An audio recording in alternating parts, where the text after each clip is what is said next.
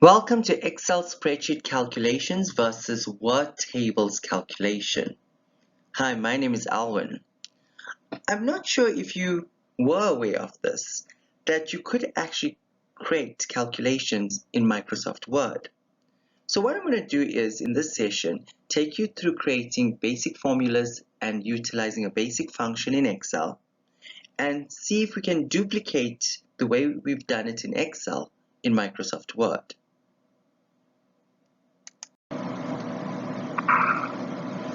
Okay, so let's just look at calculations in Excel. If you look at Excel, you've got your columns A, B, C, D, your rows 1, 2, 3, 4.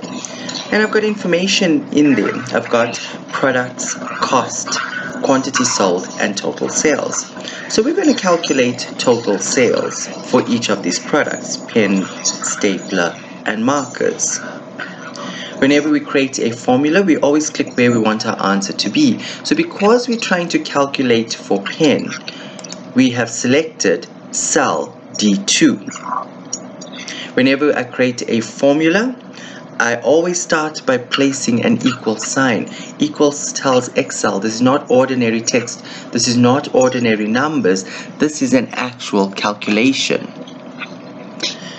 Now we want to take 30 and multiply it with 5. But as we know in Excel, we use the location of where that figure is coming from rather than the actual figure. And this makes it quite nice because we are seeing the letters on the top and the numbers on the far left hand side. So we can then see that 30 actually falls in cell B2. So we can then type in B2. And as you can see, it's highlighting it for us. Now we need to multiply. And we remember that multiply looks very different in Excel or on a computer than it does mathematically. Here it's an asterisk or a star. So the second number is 5, which we know is located in cell C2. And what I love about these colors, it shows us that it's selected the correct specific cells. To tell Excel I'm happy with what I have done, I press enter.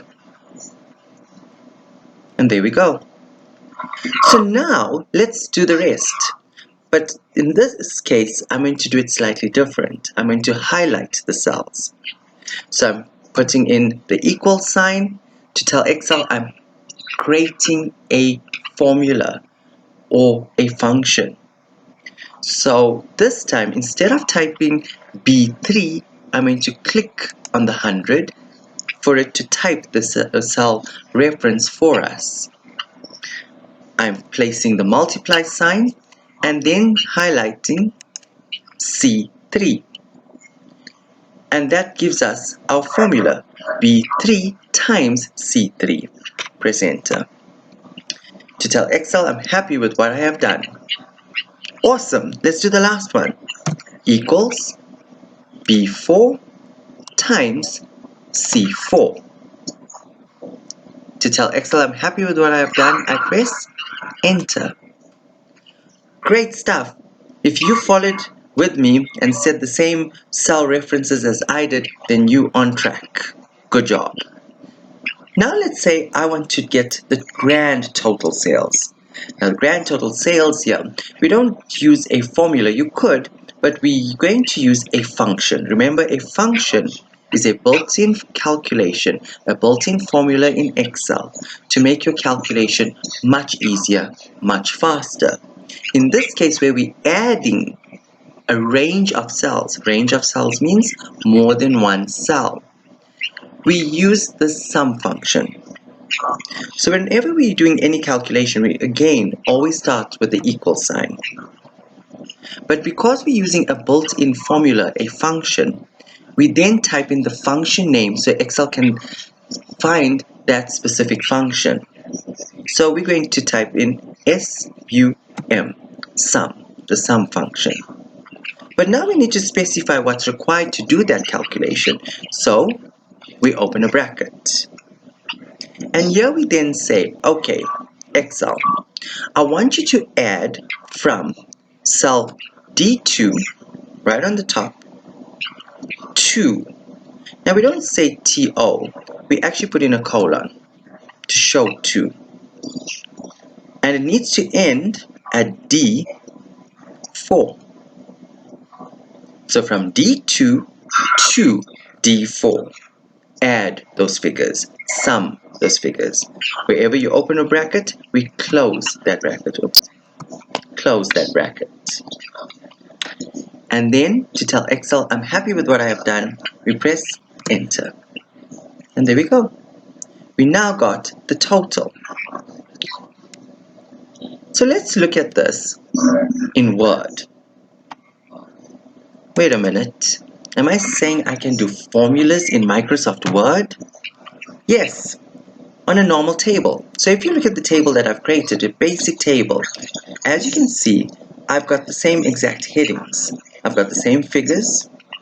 The only thing that I'm missing here is the A, B, C, D, so your column labels, 1, 2, 3, 4, 5, basically your row labels. So when we look at word tables, we've got to almost picture this as if it actually exists, that you can see the letters and you can see the numbers when creating a formula.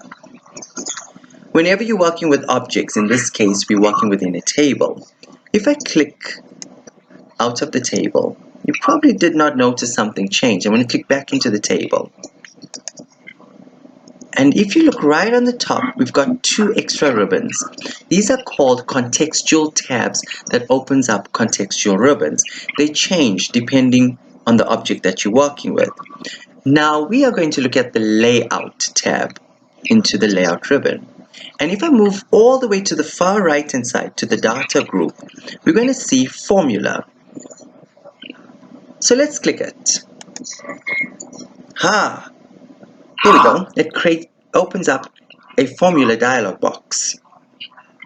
Looking at this, it gives you by default equals sum, open bracket, left, close bracket. That's actually quite awesome. But in this case, we're not actually adding, we're not using the sum function. What we are doing is creating a formula, as we would have done it in Excel. So if I go and I remove this information, I keep the equals, because whenever we're creating a formula, we always use the equal sign. And then say B2 multiply C2, as I did in Excel, and click OK. Wow! It gave us our answer. Let's do the next one. So we're clicking where we want our answer to be. We're going back to formula. It's given us a default. We're going to take the default out. Leave the equals. We're then going to say B3 times C3. Notice I haven't put it in capital letters this time. Will it work? Awesome. Awesome. Let's try the last one. Formula. Now do notice we can't highlight cells like we can do in Excel. So in this case, we have to type in the cell reference. And there we go. What about the grand total? So if I'm going to click on the bottom and where I want my answer to be and click on formula, wow, it says equal sum, open bracket, above, close bracket. So here we're using left, right, above, below as a way to actually calculate. If you look towards the bottom part of this dialog box, it says paste function, and if I click on the drop down arrow, you're going to recognize some of these functions that we use in Excel.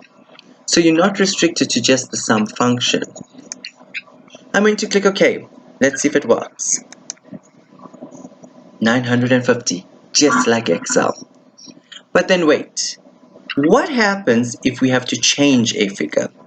So if I have to change a figure here, let's say 5, let's make it 10. Does it automatically update? Let's click out of it. It doesn't. So the one thing when it comes to Word, you would have to go to the actual number. So I'm looking at 150. I'm right clicking. And from my menu, I'm going to choose Update Field. And now as you can see, it updates it, but it also does not update my grand total. So I would have to manually right click, update field. And there we go. Awesome. Let's change this in Excel. I'm going to type in 10, press enter, and it automatically updates. So that is one of the benefits of using Excel. But in this session, the idea was to show you not only can you do calculations in Excel, you can work with calculations in a Word table. I hope you enjoyed this and learned quite a bit from it. I'd like to thank you for your time, as always, and hope to see you soon in our next sessions. Have a fantastic day.